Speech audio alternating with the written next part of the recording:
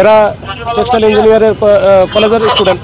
আমি চাইছিলাম ওদের সাথে কথা বলে এটা নেগোসিয়েশন করে তাদেরকে সচিবালয়ের ভিতরে যদি আমি সচিব মহোদয় বা কারোর সাথে কথা বলা দিতে পারি, এটা নেগোসিয়েশন হলে ওদের জন্য ভালো, আমাদের জন্যও ভালো। কিন্তু ওরা কোনোভাবেই শুনবে না। তো ওই উপদেষ্টা মহোদয়কে তার সামনে আসতে হবে তাদের, তারপরে তারা যাবে, তার আগে যাবে না। তো এরকম একটা অবস্থা যখন বেশি অ্যানয়েড হয়েছে তখন আমরা পানিটা মেরে জাস্ট ডিসপার্সের জন্য, যারা স্টুডেন্ট মানুষ যারা ডিসপার্স হয়ে যেন চলে যায়, এটা হচ্ছে আমার দায়িত্ববোধ থেকেই করছি। এখন অবধি কতজনকে গ্রেপ্তার করতে সক্ষম হয়েছেন আপনারা?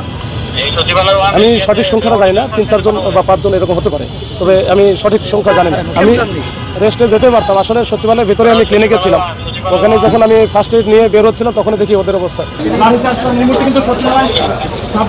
তাদেরকে সরিয়ে একদমই